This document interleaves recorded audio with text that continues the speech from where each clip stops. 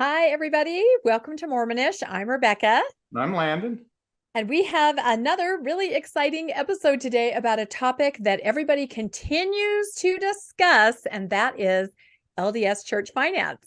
We did an episode, was it last week, Landon? God, it's a blur. It was 2 weeks ago. Yeah, about the SEC ruling and the fine against the LDS Church. And we sort of went through and aggregated data on what faithful members of the church were saying about this situation. And that was extremely interesting to go through. If you want to take a look at that, you can look back through our library.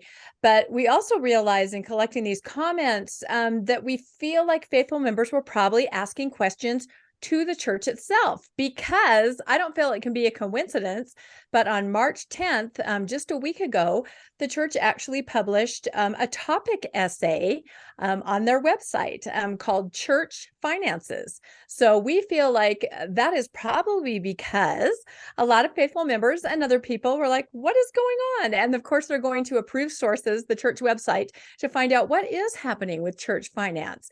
So we thought we would dissect that essay called Church Finances and see if we could shed a little light on the topic. What is going on? And so Landon, of course, our heavy hitter when it comes to research, is going to help us dive right in. Yeah, so this is a standard church PR response. Whenever anything happens, they, the first presidency, real leaders don't ever come out and say anything. In fact, remember what they said at the end of the last one? We consider the matter closed. Yep. If they're not going to ever discuss it again. So then they turn it over to the lower level people and say, put out a press release, put out whatever we need to make this go away. And that's exactly what they've done. They've put out an essay, a topics essay called Church Finance. And so I saw this come out and I started reading through it, and it's just like a church, like the history essays, the church history topic essays that they put out, because as you read through it, it reads just like one. You start seeing those little weasel words that they always use in their essays, where you say, okay, they're saying something here that they're saying it in a nice way, but something's not right here, and you can tell when you read it. Let's dig in right there and see what they're doing. So we decided, let's go through the church history finance, the church finance essay, and let's see what's true and what's not. So we put together a little slide presentation here. I'm going to pull that up. And we'll try to, for those who are just listening, we'll try to talk about it. But we're calling this LDS Church Response to the SEC Fine Debunked. And if we go to the first thing here, it's the church. I've actually taken a screenshot of the essay. It's located on the church website. It's under the church history topics, and it's under, as you can see over there on the left, there's a bunch of topics, several dozen topics, but church finances is the one that just came out. Sorry to interrupt you, Landon. I don't see it yet. Is it my screen or? Yep, I need Wait, to. Is it so secret and sacred that we can't even show it? That's right. I need to get to the share screen first. That's right. Let's share the screen. Exactly. That's right. So while you're finding that, I'll tell you something funny when you talk about weasel words. I was talking to RFM, and he said another thing to look for in essays like this is when they use the word thus. The more times the word thus is used, the weaker the argument.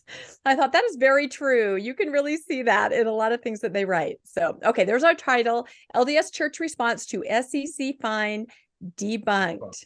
There we go. And he's exactly right. And I think whenever they say the church did this like other churches or like other organizations, whenever they try to justify why they're doing something, that's usually that's usually an indication that what they're doing isn't really that normal, and they're trying to make it sound normal. As like to what everybody does it, right? Like everybody does it. This is not unusual. Right. Nothing to see behind the curtain. Move on.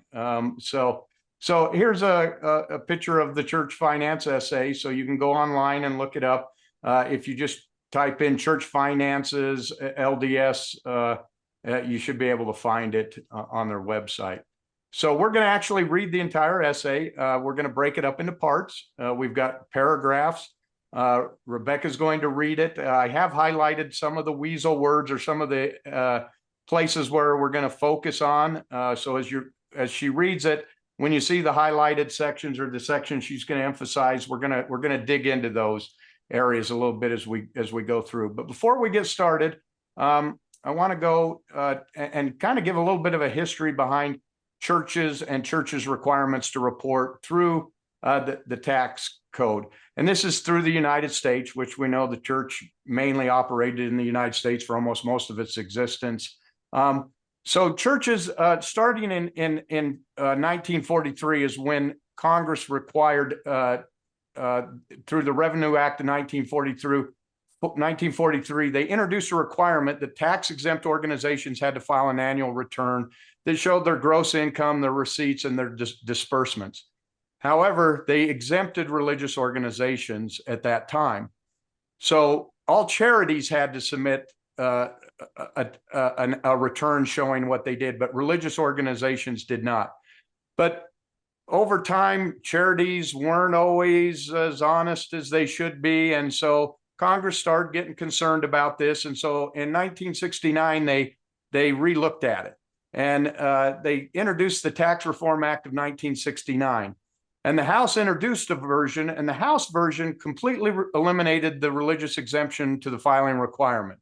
So churches were going to have to file just like any other organization, and they were going to have to make their donations would have to be, they'd have to disclose those.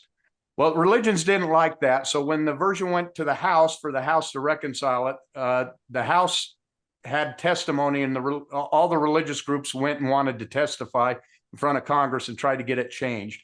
So the LDS Church sent BYU President Ernest Wilkinson to make his argument for why churches should remain free from the requirement to disclose on their taxes.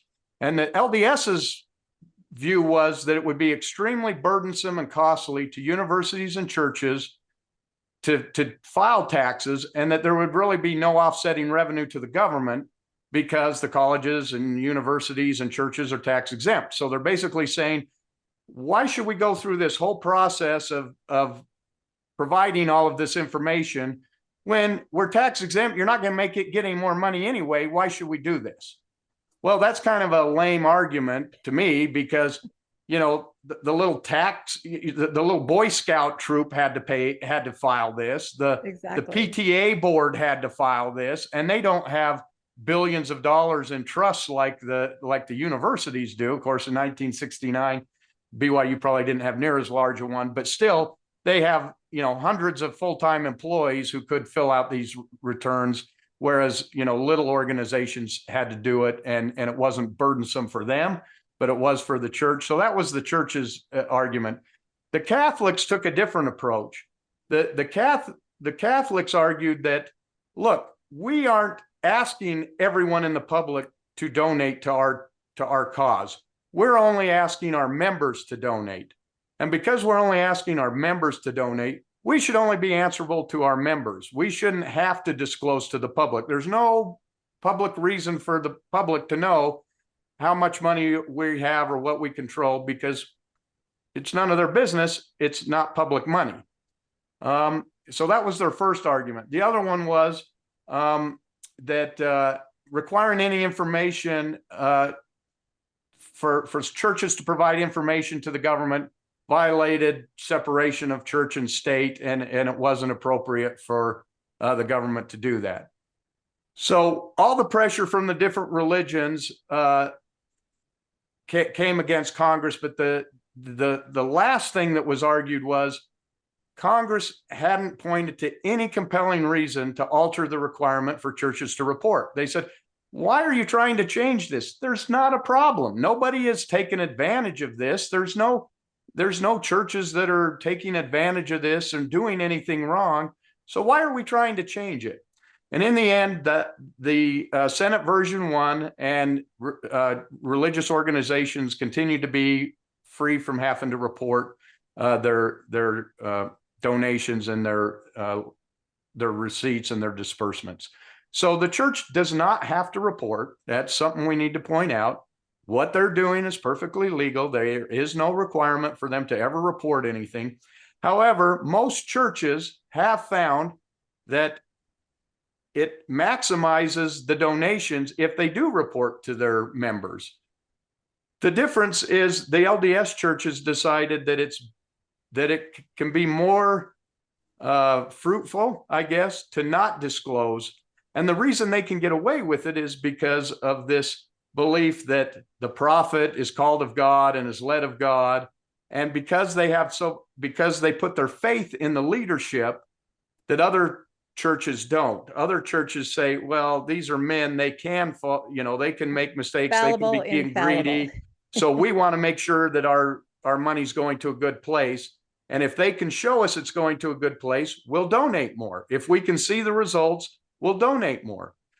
Yeah, and that makes complete sense. I have a couple comments on that, if I could just take a second. So my first thought is, when you talk about going in Congress and the Senate, and they say, we don't see any reason that this would ever be a problem. I say, yet. I mean, they're supposed to enact laws that can protect from something in the future happening. And so just the fact that it hadn't happened yet doesn't mean that well, as we now know, hindsight, that it was going to happen.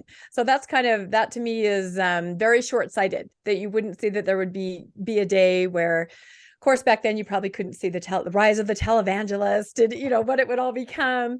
But I think that's interesting that they just said, no reason to do it. And my other thought on what you were saying about transparency, as part of my faith journey, I went to all kinds of different churches.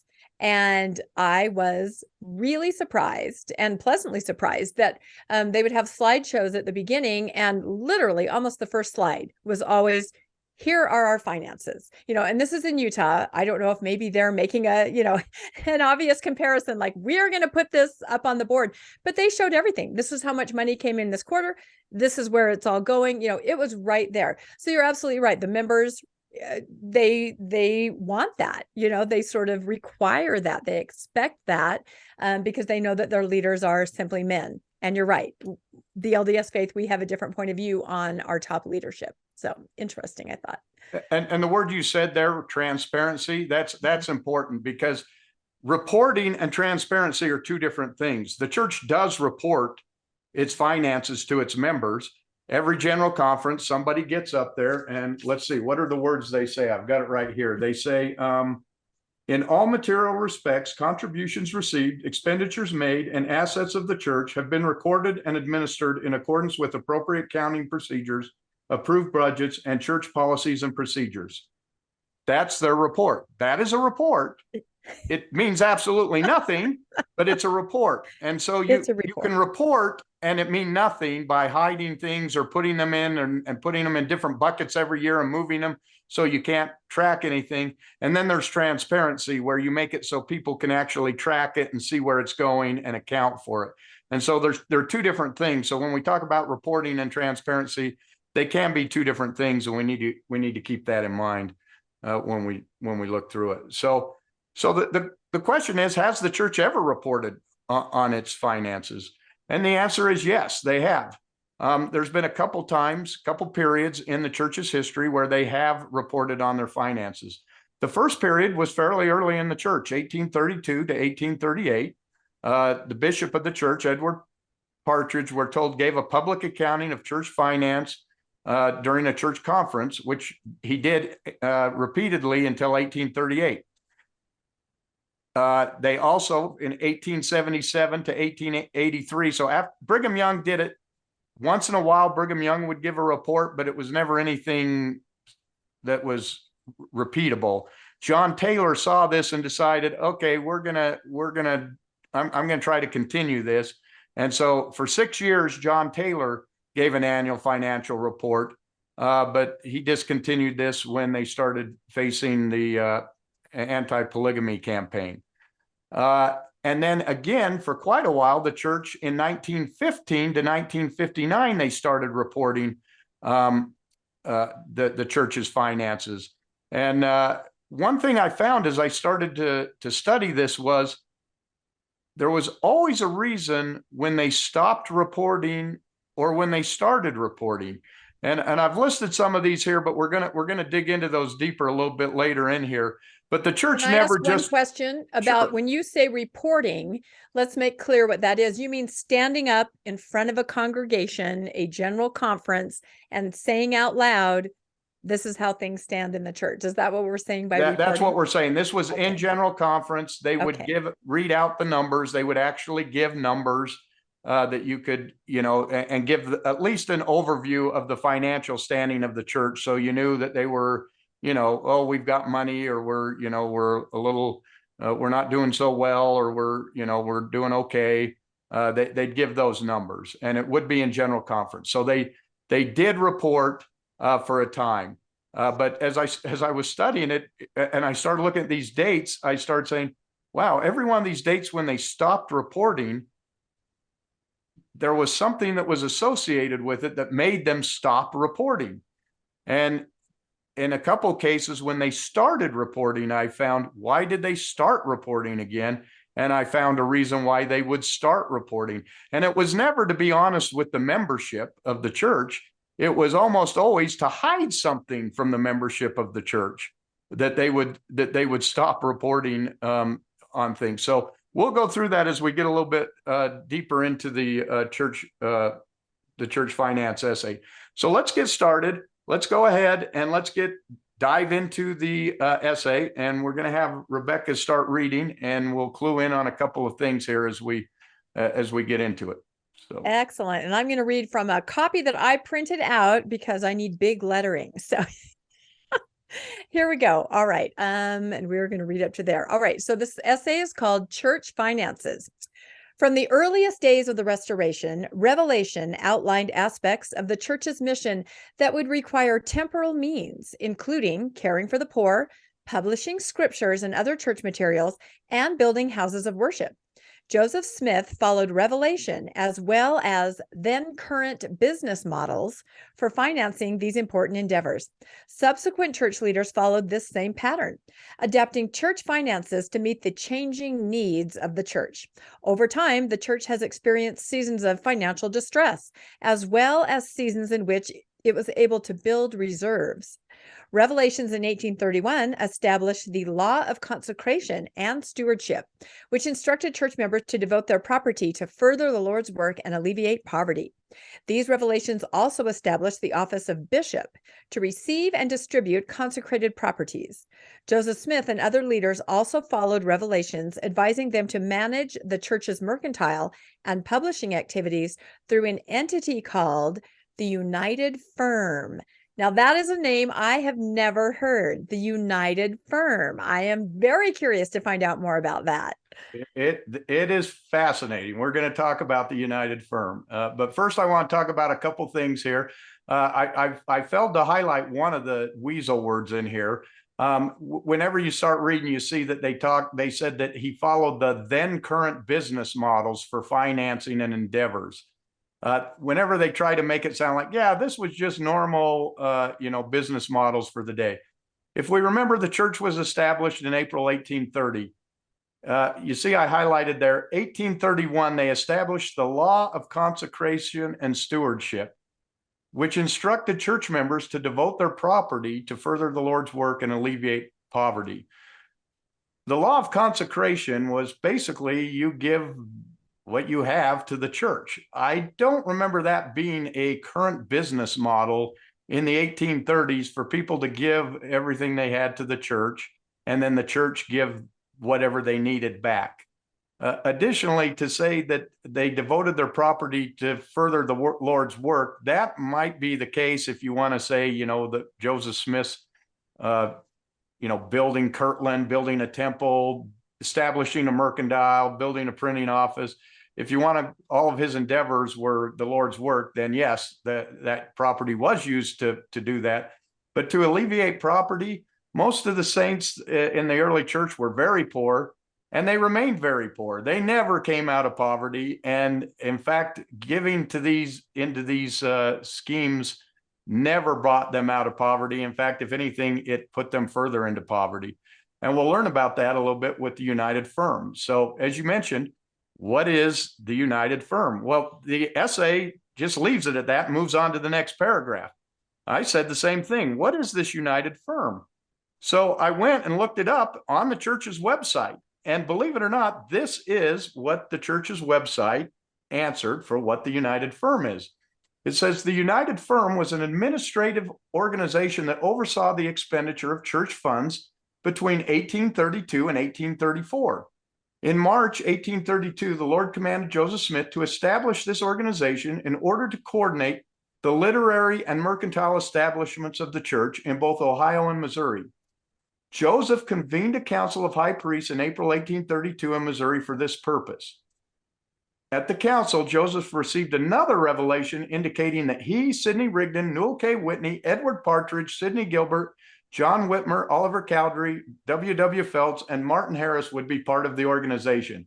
So he receives he receives a revelation telling him to establish this organization to coordinate all of the church's business, the mercantile business, the company store, the church store that's going to sell to all the people moving into Kirtland and moving into Jackson County, Missouri. And they get there to organize it, and he receives another revelation. It's going to be us. We're going to be the leaders of this. No surprise there. Is this revelation recorded anywhere? Is it in the DNC? Is it? I just literally have not heard anything surrounding this at all. I believe it is from the DNC. Okay. I'd have to look that up. I know it definitely comes as we get further down. It says what sections it's in. Okay. So they get these men together, and then they say, okay, we're the men who are in charge. Then the revelation goes on. As he's getting the revelation further explained that these men could use a portion of the collected funds for their own necessities, and any remaining funds would be used for church purposes. They were responsible for the firm's debts. Remaining funds? Like their necessities were first? So first came their necessities, then came the church purposes. However, they were responsible for the debts of the firm because they were the leadership. But what could go wrong? I mean, all the money comes to us and the church gets it last. So, we'll take charge of this. The 9 men appointed to the United Firm each had a specific stewardship. 6 were stewards over Revelation, a group that became known as the Literary Firm, and oversaw the church's publishing operations. Partridge and Whitney were the 2 bishops in the church, and Gilbert was an agent to Partridge. Together, these 3 managed church storehouses in Ohio and Missouri. In 1833, 2 additional members were called. Frederick G. Williams and John Johnson were added to the firm, both again by revelation. Williams, a member of the church's governing presidency, had large land holdings in Ohio, as did Johnson. Their holdings became resources of the United Firm. That's a little convenient. They donated land as part of this to become a part of the United Firm managing partnership.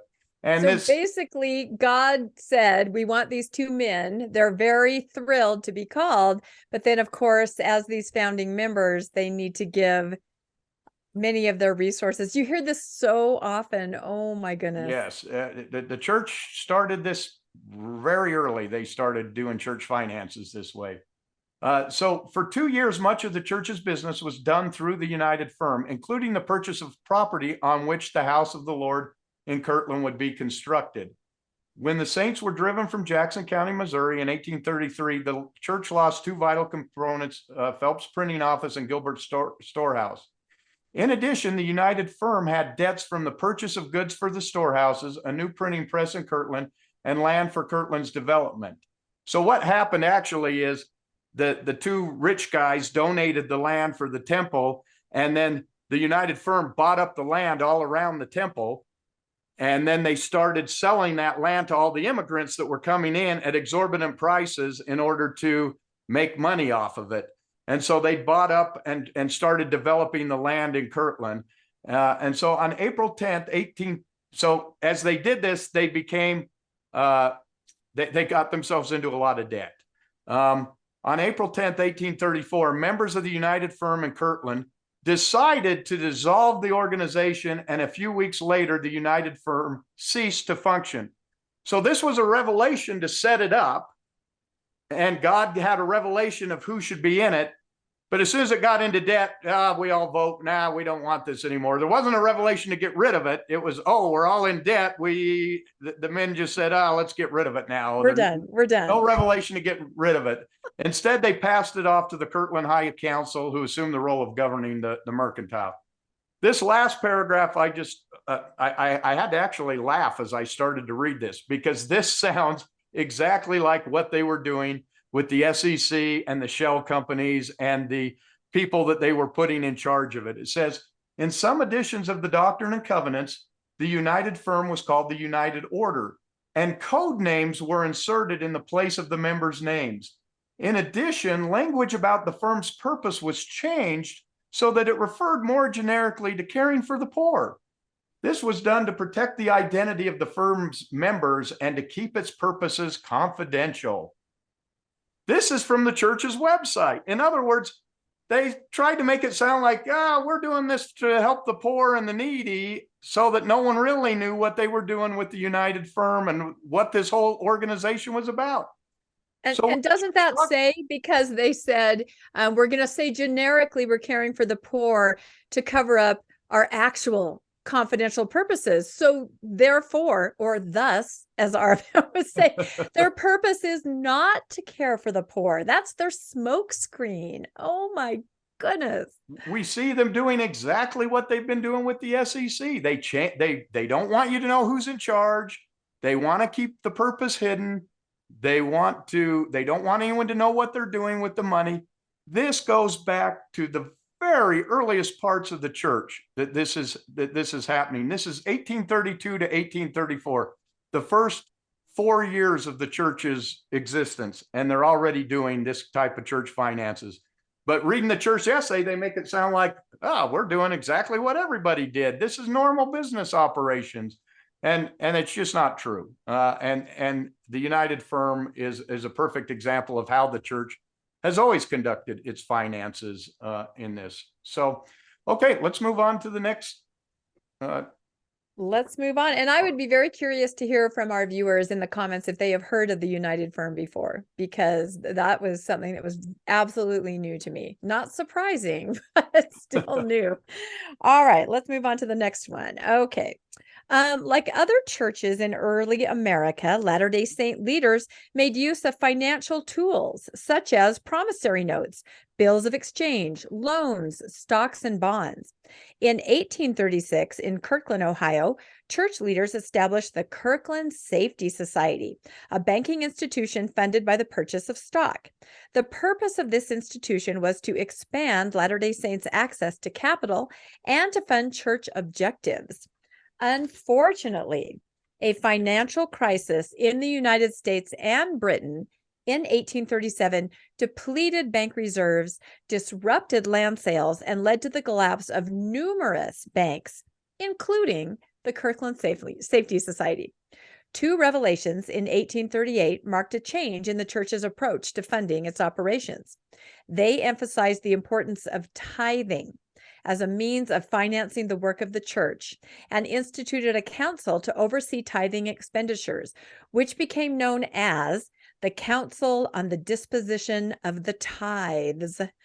Something else I have not heard of. It sounds like something out of Harry Potter almost. It's just the Council of the Disposition of yeah, that's very interesting. Wow, I'm learning so much. Well, they start these paragraphs out with some of those weasel words again. So they start out and they say, like other churches in early America. And then they go on to say that they use financial tools such as promissory notes, bills of exchange, loan stocks, and bonds. That sentence in and of itself is probably true, because we'll go into that in just a minute. That's how everyone had to interact in early America, because there wasn't a national bank. The country didn't produce currency. Right. The way they did it was local banks would make promissory notes, and everybody had to use those promissory notes. But then they go on to make it sound as if, the church set up its own bank called the Kirtland Safety Society, and that they make it sound as if that's standard practice for churches of the day. And that's simply not true. I looked through, I could not find any other church that created its own bank. I couldn't find it. I can't say for sure that no other church did it, but I could not find where other banks set up their own, where other churches set up their own bank, printed their own money, financed their own operations. I just couldn't find that. So that's the first little tidbit. The second part of that is the very thing that they call it, a banking institution funded by the purchase of stock. The Kirtland Bank was not a bank. They never got a charter. It was illegal from the beginning. It was never a bank. And we'll go into that in a little bit. But they call it a bank here. And we know, in fact, that it was not a bank. It was not a legally run bank. It's like the church likes to do in so many things. There's a law, and they skirted around it and chose to ignore it. And then here in the paragraph, they talk about the financial crisis of 1837, and that's what caused the crash of the bank. And we'll look at some things here that show that that's just not the case, that the bank was in trouble before the financial crisis happened. And then I just highlighted the 1838, that they received 2 revelations in 1838. Well, the reason they had to receive 2 revelations in 1838 is because the revelation to set up a bank in 1836 had completely failed, and the church was completely at ruins. And so now they receive another revelation. So this is 8 years into the church.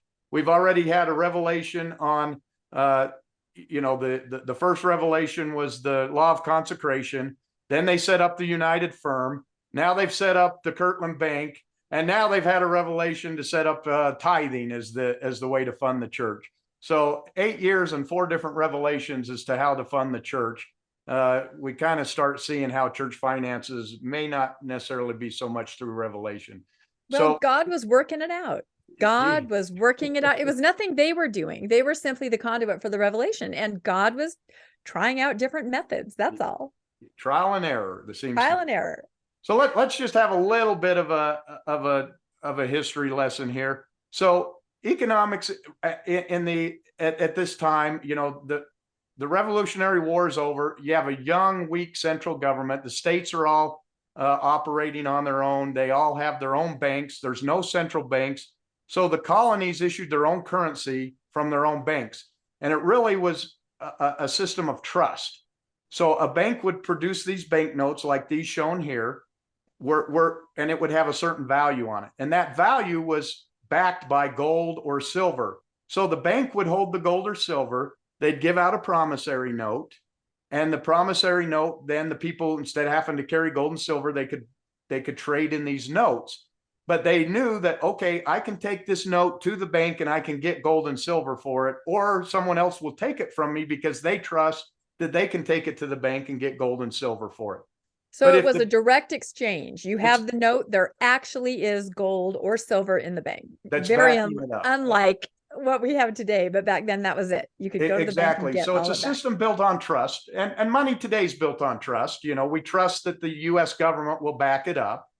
And so it's completely based on, is that bank have a reputation that I can count on? Do I trust that bank that I can take that currency and that I can get money out of it?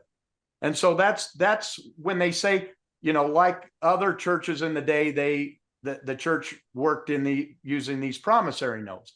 They did. These were the notes that they had to use. So there's a partial truth here. Yeah, they had to work with these promissory notes just like everybody else did. The difference is they decided to set up their own bank. And so what they did is there's a little bit of a history behind why they set up this bank. First off, in 1832, when they moved to Kirtland, Smith's power was being challenged at this time. You had Oliver Cowdery and Hiram Page, who had their own seer stones, who were receiving their own revelations. And Joseph had to put this down. And in order to do so, he came up with a solution. And that solution was, let's build a temple where we can get special endowments and revelations from the Lord. And so I'll build the temple, and they'll have to come to me to get these special endowments and revelations. So he was able to get these people to donate the land for the temple. And then he borrowed $70,000, up to 70,000. It ranges from 40 to 70, the different calculations, to build the temple. To fund the temple, they bought up all the land around the temple and developed it. That's what the United Firm did. They bought up all the land, they developed it. Then the lots were sold to the immigrants at exorbitant prices. So these immigrants that were being recruited to the church, they were moving in. Under the law of consecration, they were supposed to be given the land to alleviate the poverty, but instead they were sold the land at high prices. Well, the church didn't have any money. The people moving in didn't have any money. So they had to go work for the non-Mormons in the area to earn the money to pay for their land. So what ended up happening is the church became very land wealthy, but they had no capital. They had no money that they could distribute. So they decided, we're going to form our own bank. So they sent one of the members off to get the plates, he went to Philadelphia to get the plates to make the money. And so he went off to get the plates. I'm trying to remember who it was. I think it was Orson Pratt.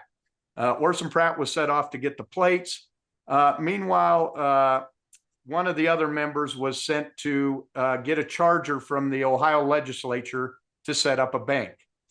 The problem was, at this time, because money was easy to reproduce, there was a lot of counterfeiting went on. People would counterfeit these notes and then pass them, and then people would take them, and then when they'd go try to get the money, they'd say, this is counterfeit, this isn't our money, you don't get the gold, and they'd be taken advantage of. So counterfeiting was very popular in this time. And one of the things our book club ran into as we were studying early Mormon history, we kept running into counterfeiting. Everywhere we read, everyone kept talking about counterfeiting. And we said, what is this about counterfeiting? Why do we keep running into this? So we actually read a book. It was by Kathleen Milanakis, called Secret Combination, Evidence of Early Mormon Counterfeiting, 1800 to 1847. And if you go to the Good Book Club, we have a podcast where we did the book club that we read that. It's a really fascinating podcast on counterfeiting. But because of counterfeiting, and also a thing called wildcat banking, where banks were setting up banks, but they didn't have the gold and the silver to back them up. And so they were failing a lot, and that was called wildcat banking. And there was so much of this going on that the Ohio legislature said, we're going to be very careful about who we give a bank charter to. And so the LDS church, the Mormon church, went and asked for this bank charter, and it was denied. They you'll read things and they say, oh, it was discrimination. It was not discrimination. I think there were like 37 requests that year, and 36 of them got denied. Only one of them got approved that year for a bank to be approved. So they came back with the plates. They had the plates to make the money, but they didn't have a charter to start a bank. So Joseph Smith did what he does so much. He just ignored the law. He said, okay, well, I won't set up a bank. I'm going to set up an anti-banking bank. And you can even see, here's a picture in here, and I think you've got some of the money from the anti-banking bank. I do. You don't have actual, but this is no. I think some of it does exist. You can see it in church history museums and places. But when our book club, the Good Book Club, read Kathleen Milanakis's book, I got some of this from back from Nauvoo. I ordered it, and so these are replicas. You probably can't see too well, but it's very interesting. They had the plates, and they were printing these, and tell them what they had to do because they accidentally printed it a little incorrectly. Well, what happened is they already had the plates, and the plates said, Bank of Kirtland, or the Kirtland Safety Society Bank. And you can actually see, for those who are watching this on video, here in the upper left-hand corner is the $3 bill from it. And you can see where it says the Kirtland Safety Society Bank. And if you look just off to the left on that $3 $3 bill, you can see where it says anti-bank. They actually went in with a little stamp and typed anti-bank because they weren't a bank. So they had to type in, they had to put that little stamp that said anti-bank because they weren't a bank. And so they produced this money, and they started operating just like a bank. And they told all the members, they received a revelation to put your money in this bank. And all the members started putting their money in. In fact, there were revelations that said this bank would eat up all the other banks of the world and be the standard of wealth for the nations and stuff like that. And so these poor people, these poor immigrants moving in, they don't know anything about banking in the United States. They're putting their money into the Kirtland Banking Society. And so if we look over here off to the right-hand side, we see that this anti-banking company was illegal right from the start. First off, they sold stock, but they never incorporated. They never made a company in which they could sell stock, but they sold a lot of stock in this company. In fact, they sold $4 million worth of stock for a company that only had $20,000 worth of gold to back it. So they were way overcapitalized, which was the very definition of a wildcat bank. They were doing exactly why they didn't get a charter is what they were doing. Can I ask a question? Was anyone purchasing stock or being a part of this that was not a Latter-day Saint? Were everyone else in the area going, oh my goodness, look what they're doing? Or were other people falling victim to this? I don't know. I think that you didn't have to be Latter-day Saint to buy it. And certainly in the Kirtland area, this was getting passed around as cash. So people would start accepting it. So there were definitely people who weren't LDS who were taking the money or accepting the money, in order to do that. A lot of the people who might pay, the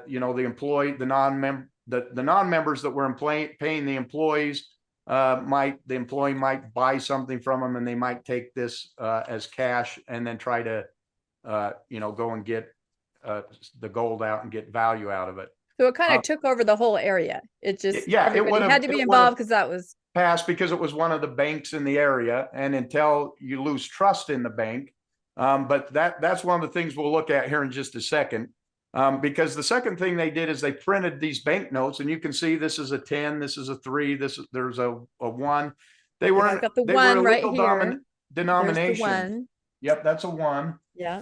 They're illegal dominations because in order to stop inflation, the Ohio legislature said, we don't want you printing money in any less than $100 denominations, because this became like play money. It was there was too much of it. It started to flood the economy. So there was too much of it. So they said, you can't print in any smaller than $100 denominations. And the church was printing in too small a denomination. So it was against the law and the denominations they made. But the other thing was that the bank only lasted for 1 month. It actually lasted from 1836. It started in like November, December 1836. But within a month, the bank declared that they would no longer give you specie for their banknotes. So if you brought it, you no longer got gold or silver if you brought in the banknotes. So in essence, the money was worthless when you brought it in. The thing is, they continued to pass out the notes. And what they did is they took it and they spread it out further away from Kirtland, where people didn't know the bank was in trouble, and they'd buy horses with it.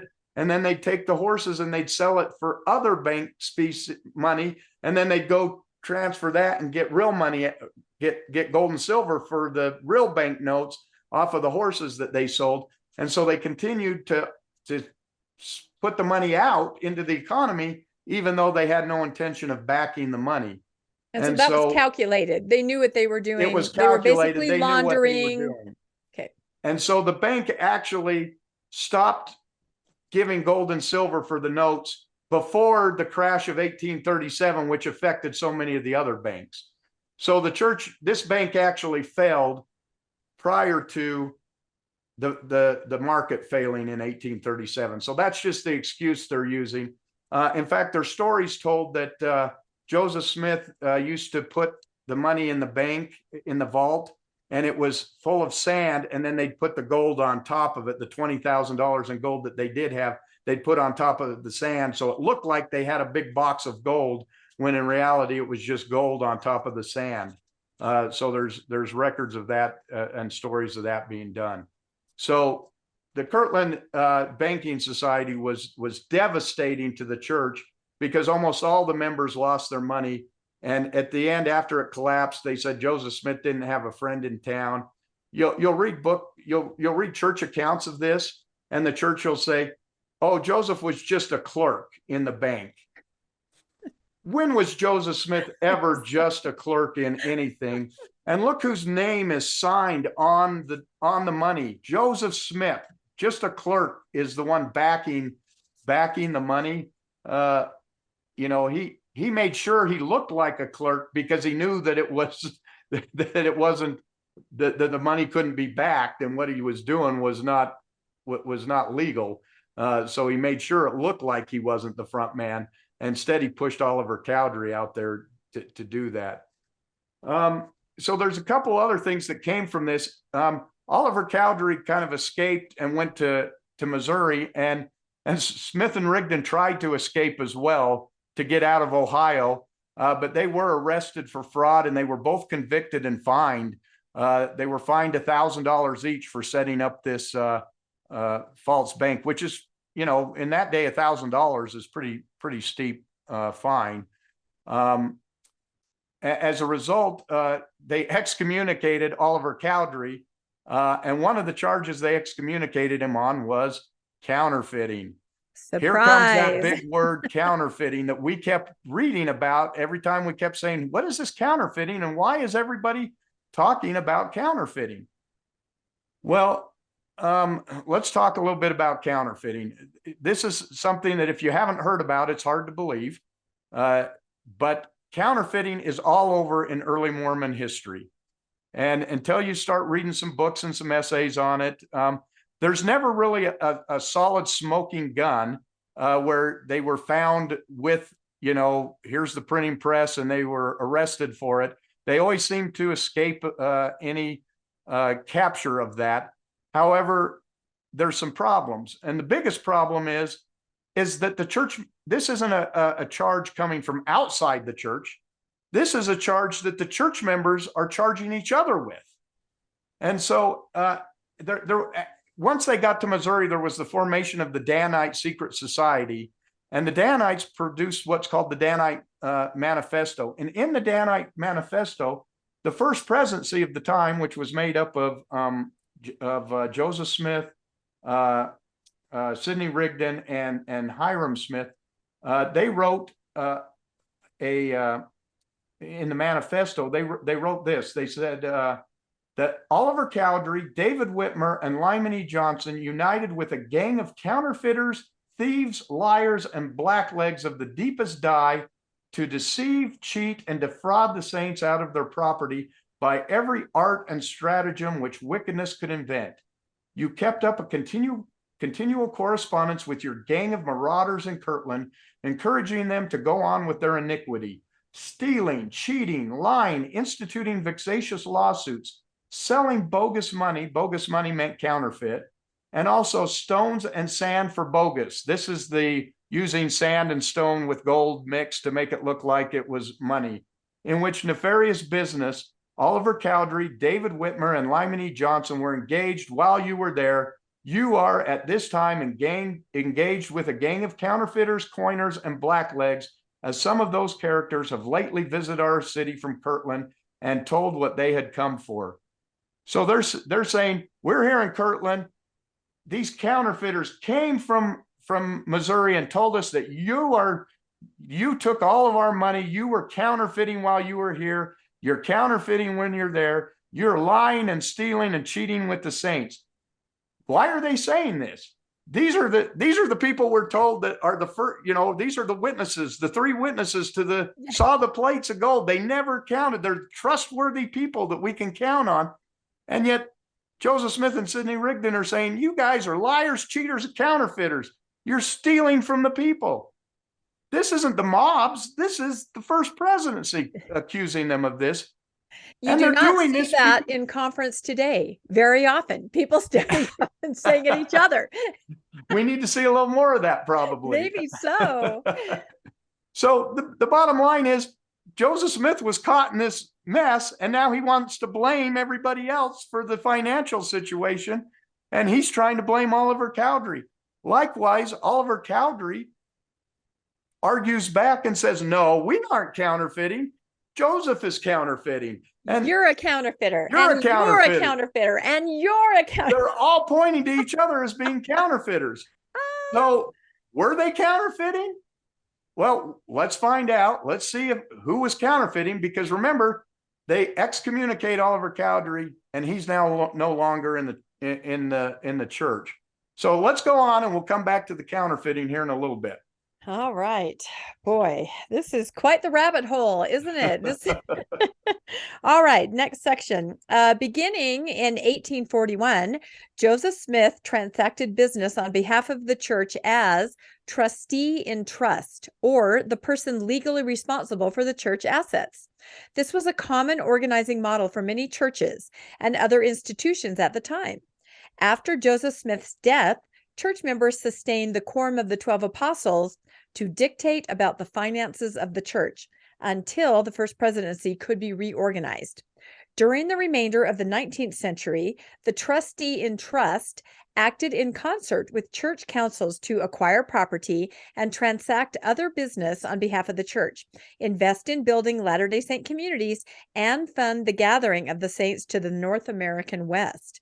For example, the church helped facilitate Latter-day Saint migration to the North American West by extending loans through the church's Perpetual Immigration Fund.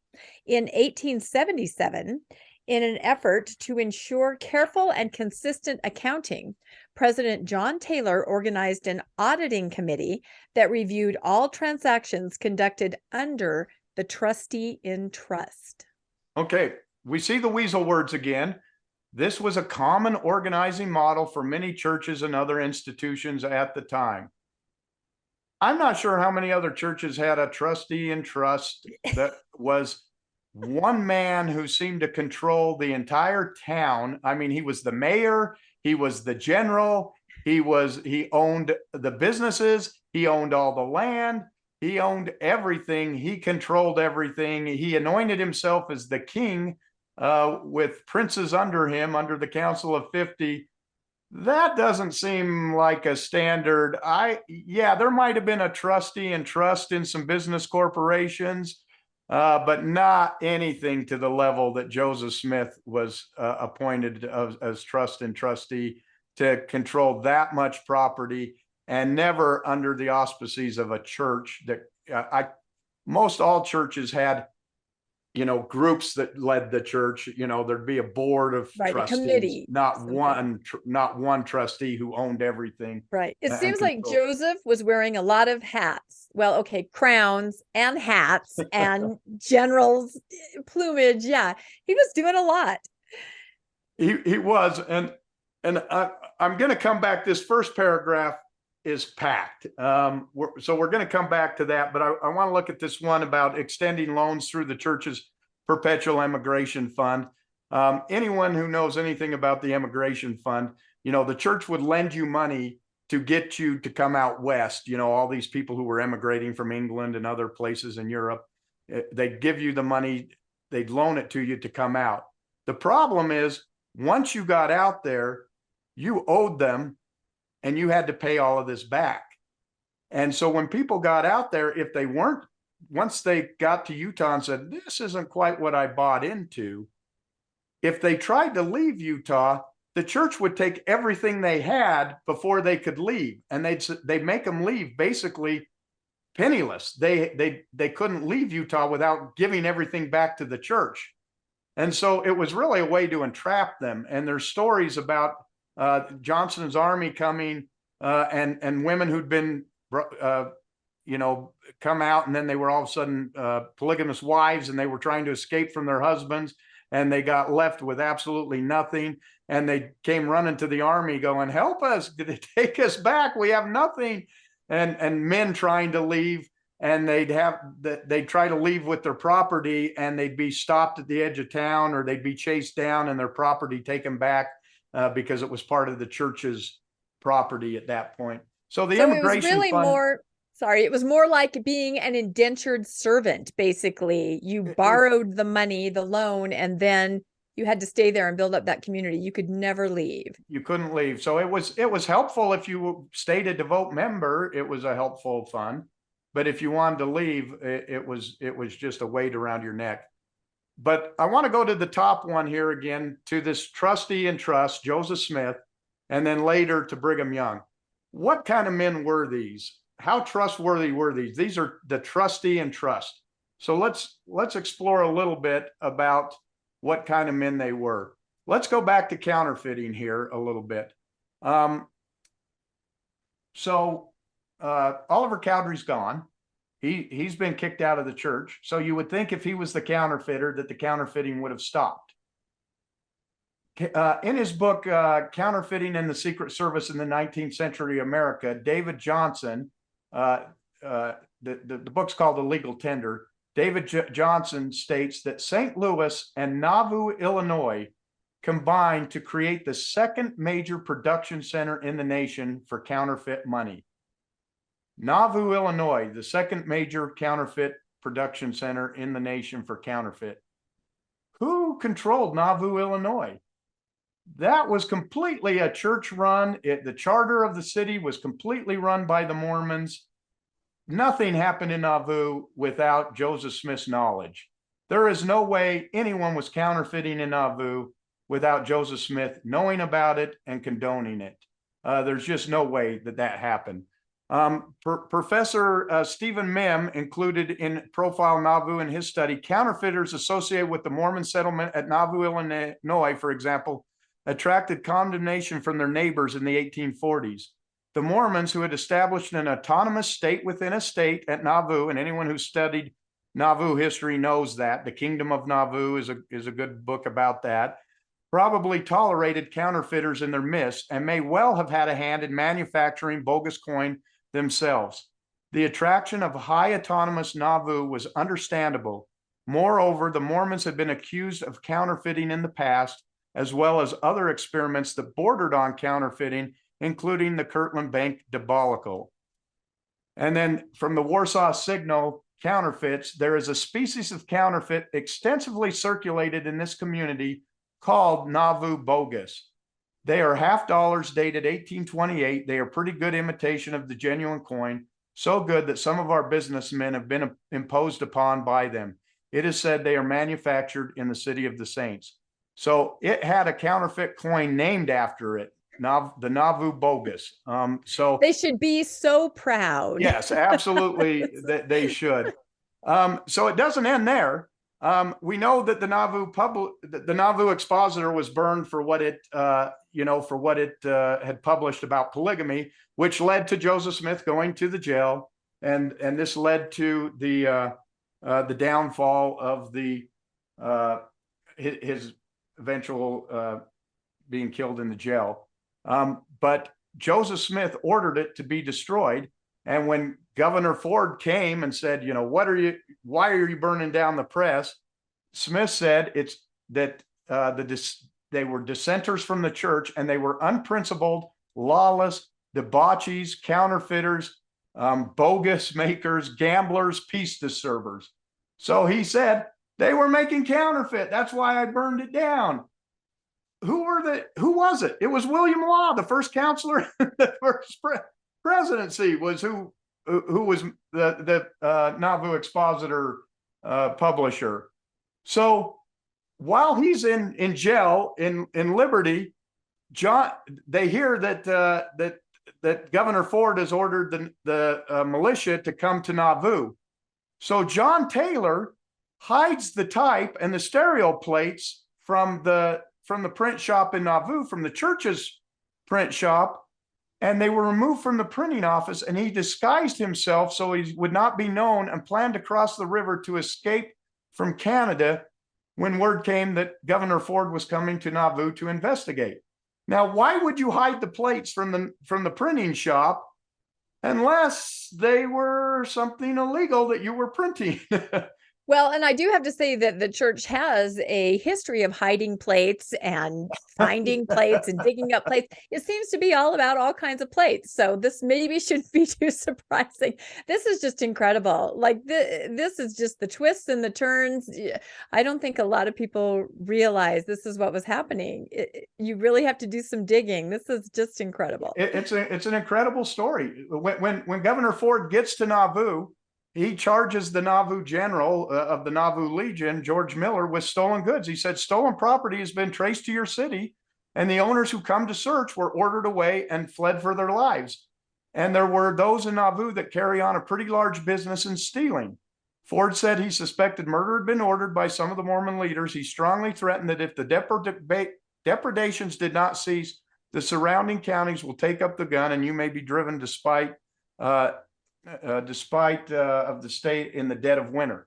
So he said what was happening was they'd go steal horses. They'd bring them back to Nauvoo because Nauvoo had the Nauvoo charter and it overrode the state charters. The state couldn't do anything about it. And anyone came to get their property, the sheriffs of Nauvoo would chase them out of town. And the other sheriffs couldn't come into town. And so they were operating this business, or that's what they were being accused of doing. That's why their neighbors hated them so bad.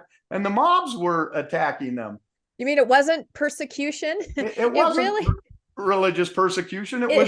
They were stealing from the neighbors. And it really, I mean, it's so organized. I want to say like organized crime. I mean, it really was like some kind of syndicate. It seems like just total control, especially in Nauvoo, their hands in all kinds of little businesses, ways to get revenue. That's exactly what it was. And if we go on, we all know this picture. And for those that are listening, it's the picture of the exit from Nauvoo in the middle of the winter where the covered wagons are crossing the river in the dead of winter. And we know that the saints had to cross over and then they went into winter camp and many of them died and froze to death.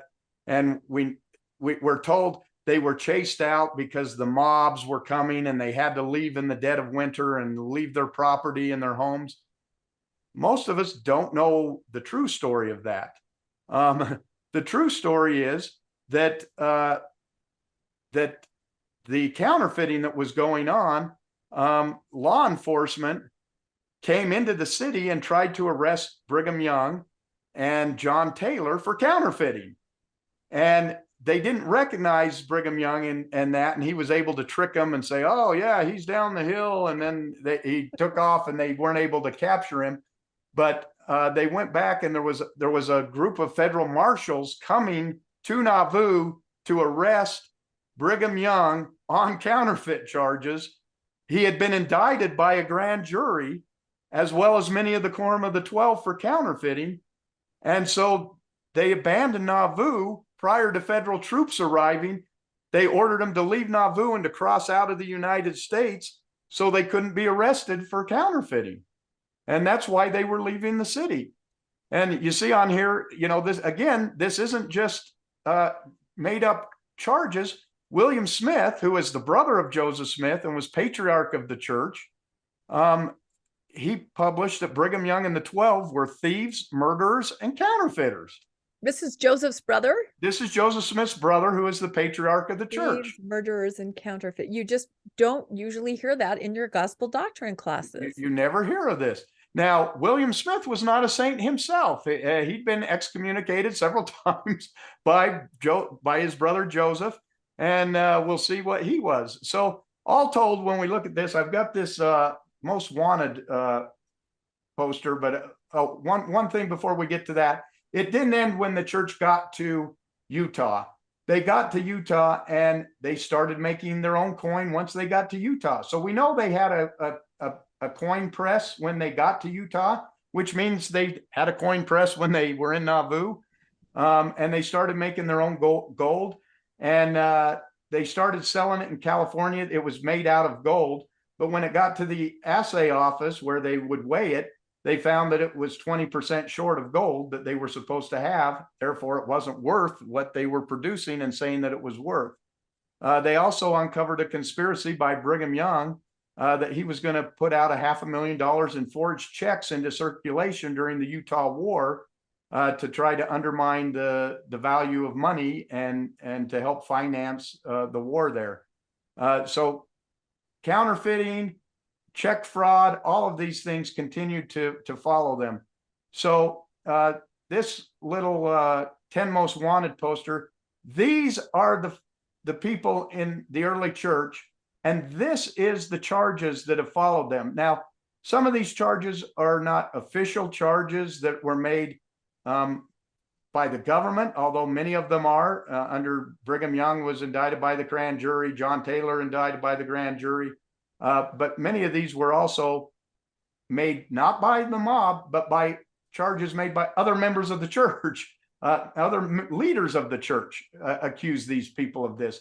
So Joseph Smith, as you can see here, was charged with treason, bigamy, fraud, treasure digging, inciting a riot, damaging property, attempted murder, extortion, and he was convicted of illegal banking.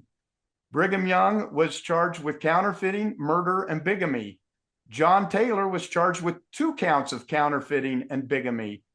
Parley P. Pratt, 2 charges of counterfeiting, treason, murder, and bigamy. Orson Hyde, 2 counts of counterfeiting and receiving stolen goods. Porter Rockwell, murder times 100. Attempted murder. At least. Yeah, with Governor Boggs, and he participated in counterfeiting or was charged with it. William Smith, the brother of Joseph, was charged with counterfeiting, known for drinking and fighting, horse and cattle stealing and ruling, and ruining virtuous females by the wholesale. I want to know more about that. Good yes, heavens. He was a very interesting man. Heber C. Kimball, counterfeiting and bigamy. Oliver Cowdery, counterfeiting, stealing, cheating, lying, insulting vexation, and nefarious business. And Sidney Rigdon was convicted of illegal banking. So this is, look at the first 3 there. Joseph Smith, Brigham Young, and John Taylor. These are the first 3 prophets of the church. And they were all indicted for illegal money operations. Yeah, this is the kind of picture that you would see in a stake center on the wall, you know, showing the illustrious, that you wouldn't see what's written underneath. I mean, this really puts it in perspective right here. My goodness. Certainly does. So we'll move on to the next essay, and I'll have you read that. Anti-polygamy laws enacted by the United States government in the 1880s targeted church finances, eventually disenfranchising the church and confiscating its funds and properties. Fluctuating markets and poor investments further depleted the church's remaining resources, presenting church president Wilford Woodruff and Lorenzo Snow with significant debts. After the 1890 manifesto, President Woodruff worked with lawmakers and court officials to recover church property and transition much church-affiliated enterprises into private businesses, a process his successors continued. In 1899, President Snow called on Latter-day Saints to increase their commitment to tithing contributions, which in time helped return the church to financial solvency. In the early 20th century, church president Heber J. Grant and presiding bishop Charles Nibley, who worked previously as businessmen, incorporated church operations formerly administered over solely by the trustees under 3 entities. In 1916, the Corporation of the Presiding Bishop was created to manage donations and expenditures for works of charity and for public worship, including local meeting houses. In 1923, President Grant established the Corporation of the President, which oversaw all other church assets used for religious purposes.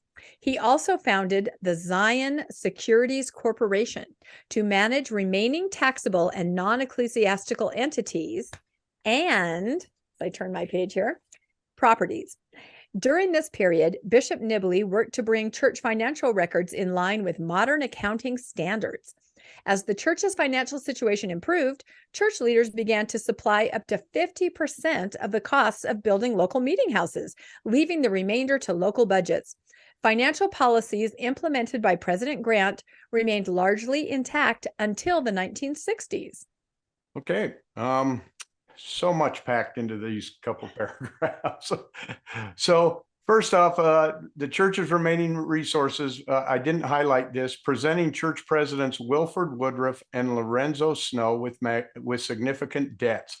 All of this was related to the anti-polygamy. If you remember, during polygamy, they were going to repossess all the church's property. Even the temple was repossessed. The feds went after them, trying to stop the polygamy. So right off the bat, if you remember, Wilford Woodruff went to jail or was pursued for breaking the law, for breaking the anti-bigamy laws. as well as Lorenzo Snow. So let's count up the church presidents now who have law, problems with the law. You've got Joseph Smith, Brigham Young, John Taylor, Wilford Woodruff, Lorenzo. Do we have any yet that have not been arrested or had problems with the law?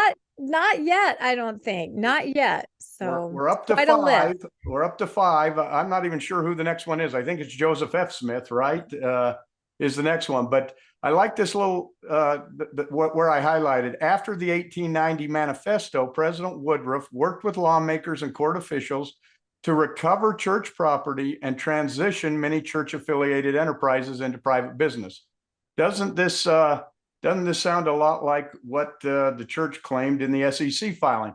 Oh, we've been working with the government to make, to find a solution to this, as if they just voluntarily stepped up and did the right thing, that they brought it to everyone's attention and made it right. And it sounds like that's exactly what they're doing here. Oh, we agreed to end polygamy, and now we've worked closely with the government to convert the church's property into private businesses.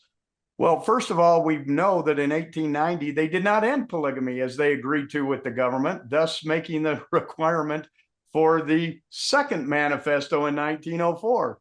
And some of the marriages that continued after the 1890 manifesto were by the first presidency themselves.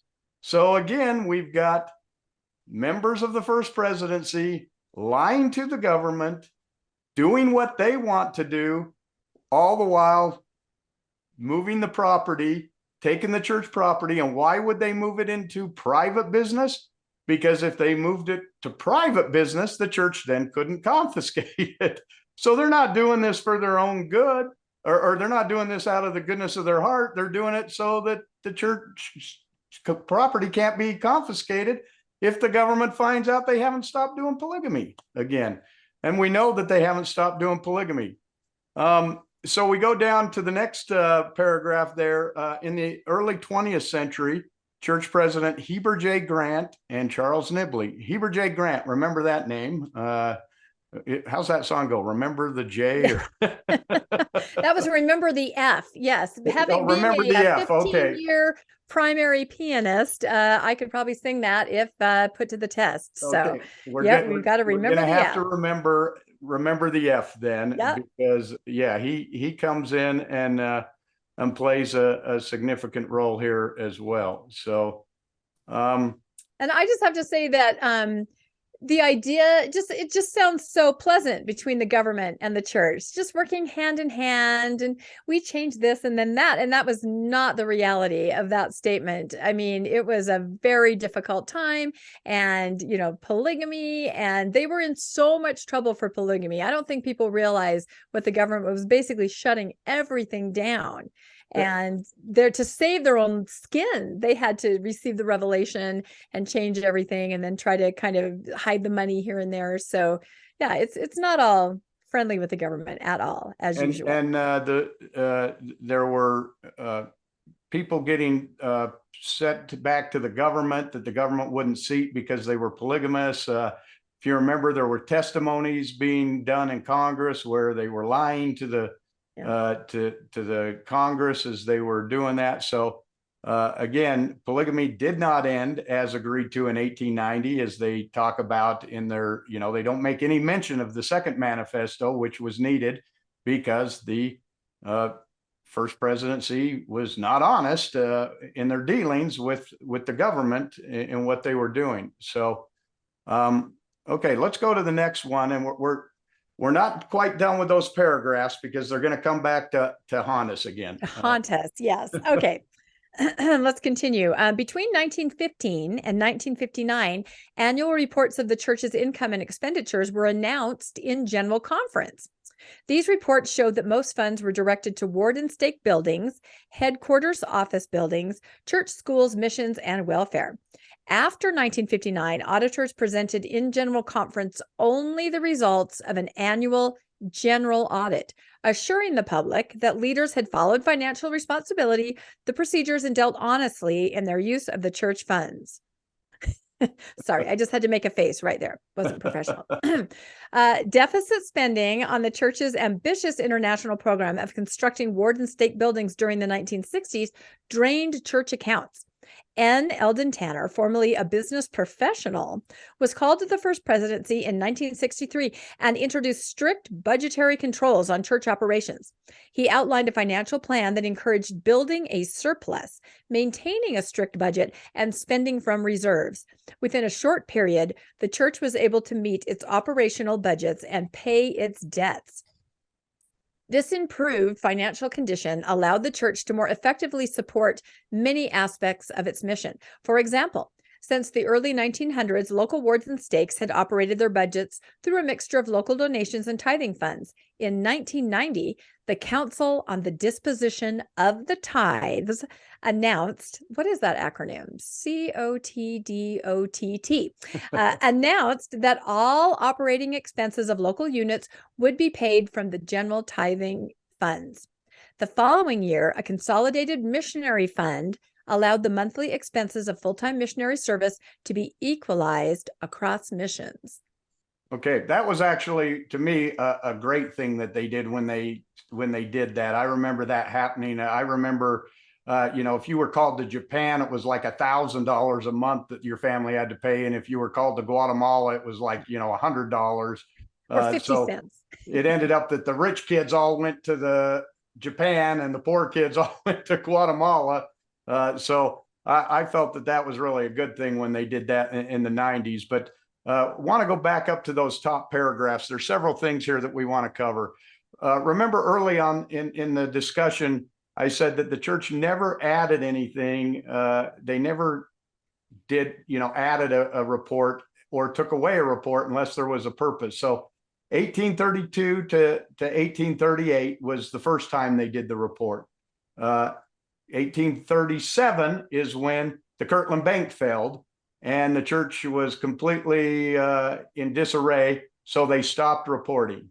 Then the second time that they did it was when John Taylor took over, and that went right up until the anti-polygamy laws took effect and all the church property was being confiscated. So they again stopped reporting so that nobody knew that all their property was being taken away. And I guess they probably didn't want the feds to know how much property they had, so it couldn't be taken away. So now we come to 1915, and they make a big deal out of this, that between 1915 and 1959, they did audit. Like, well, we did do it during this time frame. Well, if it was so good then, why don't we do it now? But there's a reason that they started reporting in 1915, and there's a reason they stopped reporting in 1959. The reason they stopped reporting in 1959 is told in the paragraph right there. Deficit spending on the church's ambitious international program of constructing ward and stake buildings drained church accounts. That happened in 1960. The church was almost near bankruptcy, and so they stopped reporting again. Whenever they get in a financial problem, they stop reporting. They don't want the members to know. It's kind of like other churches share the good news. We refuse to share the bad news at all. Nothing to see here. Right. And so they put in charge N. Eldon Tanner, and he was this business professional who started this program to build the church's money back up, all while not being reported. And you brought up earlier when we were talking, you brought up what happened. In fact, it said was called to the first presidency in 1963. And do you remember what came out in 1963? Yeah, this is actually very interesting. So this is the time period where tithing became the thing. And my parents were married in 1963, and their whole life, tithing was just it. It was hammered into us. It was the principle that we followed. The reason this was such an important part of people of that age's life is because in 1963, the church and the first presidency had a movie made, The Windows of Heaven. You guys have probably all seen it. Hollywood director, huge budget, wonderful story of paying tithing, and the windows of heaven will open. Well, the story is I won't say completely fabricated, but I'll say highly, highly, highly embellished and okay, completely fabricated.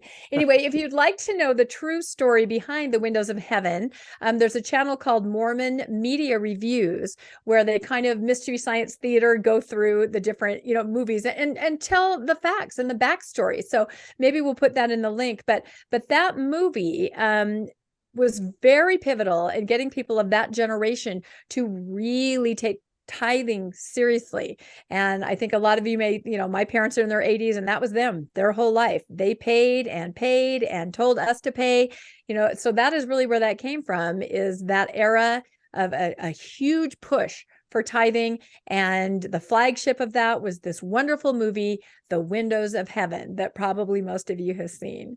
I remember being hauled in as a primary child. They took us to the Stake Center to see that movie in the 70s. So it absolutely was that was what we grew up on, was tithing, tithing. And so that's how the church got back into the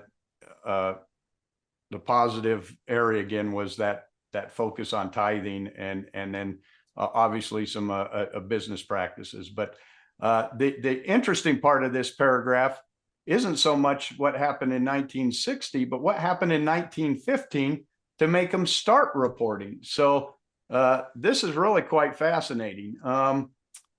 It's called the Utah-Idaho Sugar Company, that antitrust investigation. What happened, this is quite fascinating, is the church early on when they moved into Utah, they were trying to find a way to raise money or an industry that they could do. And so sugar was a big thing. But back in that time, you had to go to the Bahamas and get sugar cane. But they found that, hey, we could raise this sugar beets in the interior of the country, and we could, I think in France, they found a way to get sugar out of sugar beets. And so they said, oh, this seems promising. And so they went and they started this sugar industry. And Brigham Young had, I think it was John Taylor, to start developing sugar beets in Sugar House. And he wasn't very successful. And Brigham Young was very, very mean to John Taylor when he couldn't get sugar out of the sugar beets. And so they kept pushing it. And finally, they learned how to get sugar out of sugar beets. And this whole sugar beet industry grew up in Utah, supported by the church. And it was kind of, so the church owned this company called the Utah-Idaho Sugar Company. And so as the owning company of it, Joseph F. Smith was the president and the CEO of the company as the president of the church.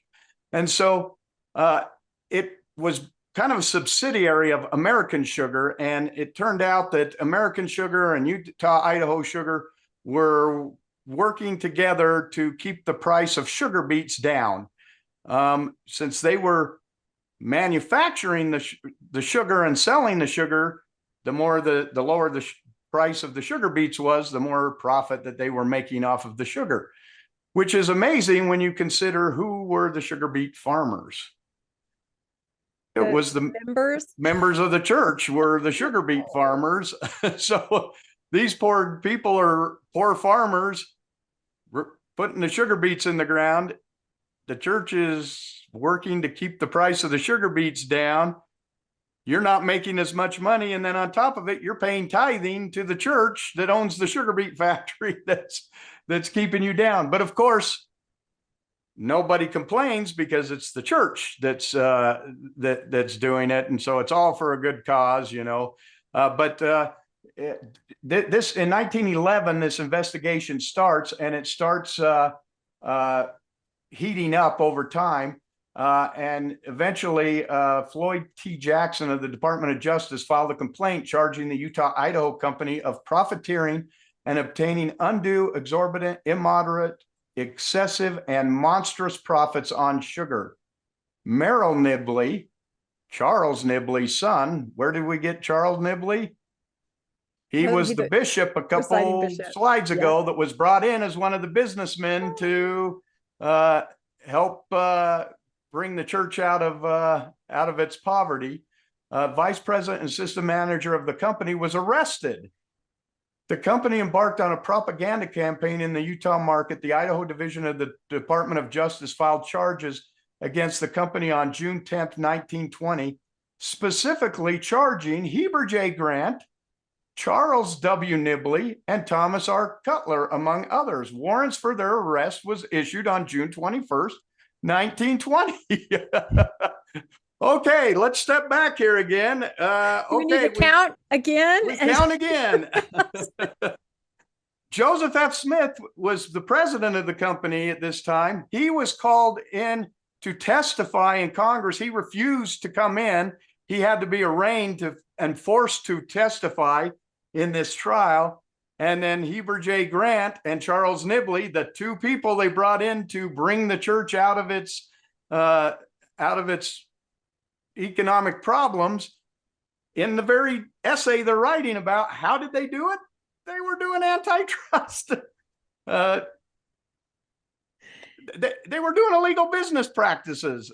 Now, the church will argue, oh, they were never, put in jail or anything. What ended up happening was they ended up kind of breaking up the company. The owner died during the investigation of American Sugar. The church was forced to sell some pieces, and American Sugar had to sell some pieces, and they worked it out based on breaking it up a little bit. Church did maintain control of the Utah-Idaho Sugar Company and ran it until 1980. But again, we're right back to, are these the men that we can trust with the sacred funds of the church? We're right back to now where Joseph F. Smith is in legal problems.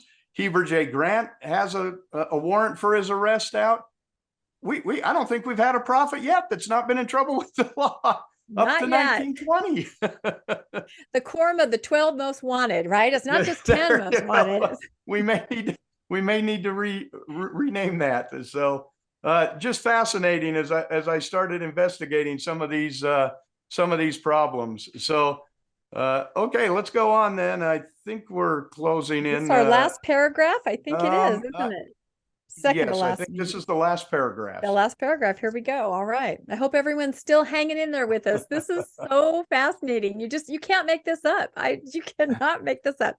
All right, here we go. After decades of surplus spending and careful planning, the faithful contributions of LDS saints resulted in the church building significant reserves, much of which church leaders reinvested, saved for future needs, or used for humanitarian and urban renewal projects around the world. Beginning in 2013, the church produced an annual report detailing its spending on humanitarian efforts. In 2019, church president Russell M. Nelson directed the merger of the corporation of the presiding bishop and the corporation of the president, and the resulting corporation was renamed the Church of Jesus Christ of Latter-day Saints. That same year, the First Presidency reiterated their commitment to using sacred church funds wisely. We take seriously the responsibility to care for the tithes and donations received from members. The vast majority of these funds are used immediately to meet the needs of the growing church, including more meeting houses, temples, education, humanitarian work, and missionary efforts throughout the world. Okay. Sir, to build significant reserves, boy, is that the understatement of the century. More reserves than most countries have in reserves. But there's a couple things in here where they kind of say what they're using those reserves for. And they were used for humanitarian and urban renewal projects around the world. It sounds like urban renewal projects around the world, like they're building, wells in Africa, or, villages for poor nations. That doesn't seem to be what they're doing with the money. If we look at what they're doing with the money, this is the report that they talked about for humanitarian aid. And we see some fishy things going on. This has been brought up several times on a lot of the things that have come out recently. But from 1985 to 2015, the church reported that they had spent $2.3 billion in charity. So over a 30-year period, they spent $2.3 billion in charity. Last year, they reported that they'd given $1 billion in charity. So they almost gave half as much in 1 year as they had in the previous 30 years. But if we break that down, and this comes from the Widow Mite report, we see that only 80 to $115 million of that is really given to any humanitarian aid outside of the church. The remaining 800 to 850 million is all internal to the church welfare. And that includes the labor that when you go clean the church, they give that a dollar value and say, oh, that you're doing humanitarian aid by cleaning the toilets at the church. Do we know what salary or what hourly rate they attribute to? Are they saying each person $20 an hour? So if you go clean the church for 4 hours on a Saturday and they say $20 an hour, is that the amount of money? They're actually putting it into a monetary value and claiming that as humanitarian aid. Is that what you're saying? That's how they're somehow monetizing it. And I don't know what amount they're using for that, because obviously they don't give us any numbers that we can really use. Do they count missionary work? They count missionary work as well. I mean, think about it. I don't know how much 24/7. If it's $20 an hour for every missionary, I mean, there's the whole fund. And that's why you see the giving went up so much, because they saw that, oh, we've got these billions of dollars. We now need to look like we're giving away billions of dollars. And so they started counting yours labor, my labor, whoever is donating to the church. They're starting to count that as actual donations. And in reality, the dollars that they're giving is much less than what they're really showing. So again, they're kind of hiding the numbers as they're so prone to do. The other thing they said is that they're doing urban renewal projects. Well, here's some examples of the urban renewal projects that they're doing. The City Creek Center, which anyone who's been to Salt Lake knows that it's right across the street from Temple Square. You can see the church administrative building right from inside City Creek. The picture here on the bottom left is of a renewed housing development, and you see right in the background is the Mesa Temple. So they redid the housing all around the Mesa Temple to make the property value of the Mesa Temple go up. The picture there on the left is a high-rise building, a high-rise luxury apartment complex next to the Philadelphia Temple. So again, another project that is made to increase the value of the properties that they own. So to call those urban renewal projects, in every case that we see urban renewal, it seems to be to profit the church and to increase the value of their own properties. We aren't seeing them. I'm sure they maybe do some small projects, but the majority of the big dollar items that we're seeing, this is what they're doing with the money. And we all know what happened with City Creek, where we were told that no tithing funds were spent, which again is some of their legal words. Then they want to say, no, it was off of the increase from the tithing interest funds. of tithing. I still can't understand how that's even used. That's that's crazy. why when we go back to that 2019 statement, they don't make any indication when they say that, oh, in 2019 the church said this. Well, they made that statement 2 days after the whistleblower came out and said, hey, they have $100 and something billion. And then the church came out and made that statement. So they don't make any mention of a whistleblower coming out and forcing them to make that statement. They make it sound as if, oh, they just came out and said, so we need to believe them. So if we take that whistleblower's complaint and it went back to basically President Hinckley's presidency. So we've got President Hinckley's presidency was involved with that. President Monson's presidency was involved with that. President Nelson's presidency was involved with that. We've got another 3 presidents of the church involved with some shenanigans with not telling the truth to the government. So there's only been 17 presidents of the church. A couple of them like only were there 9 months, you know. How many of them have been in trouble with the government with lying or not being truthful to the government? We're up to at least 8, 9 at this point. And not yet, a great percentage, not a it great isn't a percentage. great percentage. And when you say, you know, they had knowledge, it wasn't just knowledge, as we saw in the SEC, like actively, you know, trying to find ways to manipulate, going along with it decade after decade after decade. It wasn't just maybe turning a blind eye. I know what someone else is doing. No, they were the driving force behind it. I think that's what the SEC ruling and fine has shown us. And perhaps is only the tip of the iceberg. I think we'll find out probably more than we already know. So Yep, I think very so. shocking. I think so. And it's just amazing to me that, you know, the church comes out with an essay that basically says, trust us. We've always been honest. We've always dealt truthfully in church finances. When we see that they haven't. They've almost never been truthful with church finances. They've almost always deceived the members with what they're doing with church finances, and they've almost never used it for humanitarian or good purposes, as they try to teach in every lesson that you have. You know, you hear about all the wonderful things they're doing with the money, and in almost every case, yes, they're building beautiful buildings, which, okay, if you want to say that that's a humanitarian cause or a charitable cause because you're saving humankind, okay, if that's what you want to say, you know, you're free to say that.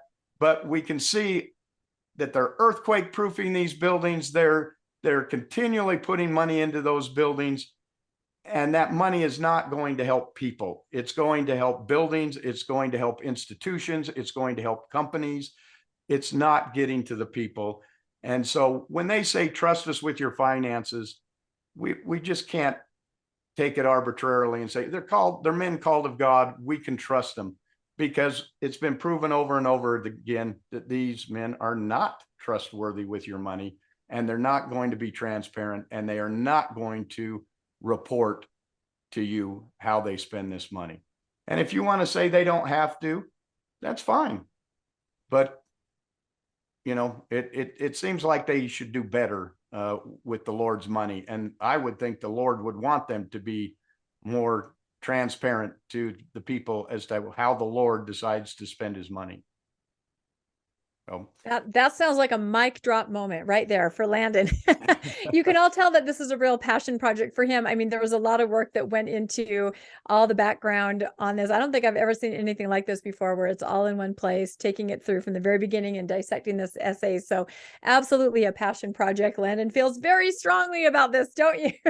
Well, the church said this is closed, and yeah, we're saying, no, it's open. that's right. We're not going need a to let it go. t-shirt that says, we do not consider this matter closed. Like, you should be sitting there wearing that right now. Well, and it isn't closed, and there are other things to talk about. You brought up, you know, spending the money and the earthquaking proofing the temple, and we kind of came across some plans for that whole Temple Square area that have kind of been circulating out there, and it's massive and massively expensive, almost with people are saying a theme park feel to it. So we are going to do an episode pretty soon here where we kind of go through some of the plans that may be in play. And I have a feeling that they may even make some announcements at conference. I wonder about what's coming, a big change to Temple Square, even including a new name to Temple Square. All this is kind of out there that people are talking about. So we'll be doing that episode coming up in the next little while. And then, speaking of conference, we are also going to be releasing an episode, again, out there data mining, conference rumors. we have hundreds of people that have given us things that they think might happen. Some are just crazy far-fetched. Others actually seem like it might have some insider information. So we'll be putting that out there pretty soon. So if you would like your conference prediction or rumor included, just comment on this video after you watch on this episode, and we'll see if we can include it. But I think that'll be interesting. So, Well, thank you everybody for sticking with us. I think this was important. I think a lot of us didn't even know that that essay had been released. I think most of us didn't know because it was very subtle. So thank you to Landon for coming across it and to dissecting the whole thing and helping us understand it with a lot of clarity, a little humor. But, I think we all came away from the episode going, this is, exactly par for the course, right? It's not just happening now. It happened a few decades ago. It happened a century ago. It continues to happen. So thank you, Landon, for all of that. And I guess we'll say goodbye from Mormonish. Please like and subscribe, hit the notification bell to get notified if you'd like to see more episodes. And please comment. We would love to hear what you thought of the essay. If you were aware of it before, comment on some of the different sections that we read, information that you may have that we don't. We would absolutely love to keep this essay in the forefront, to bring it out to the public more so that people can read it and kind of understand more what's going on. So any last thoughts, Landon? No, I don't think so. I think I've hit it all. It was fun to study this subject, and I couldn't believe, all I do is look at some of the words they'd say, and I'd say, oh, I'd like to research that, and it would just blow my mind what I found as I started studying it. So once you learn how to read their releases and how they word things, they pretty much just point you to all the problems with the church. You can just highlight them and say, oh, I wonder what that's about, and they'll point the way right to you. So, and then, like you said, mind blown again, mind-blowing. Right? So thank you all for joining us for this mind-blowing experience, and we will see you next time on Mormonish. Thank you. Thanks for joining us for another episode of Mormonish. We really appreciate our listeners and would love to hear from you if you have a story you'd like to share. You can email us at mormonishpodcast@gmail.com. You can also find us on Facebook, Instagram, and on our website, mormonishpodcast.org. And don't forget to look for us on YouTube and like and subscribe. Keep joyful, everybody.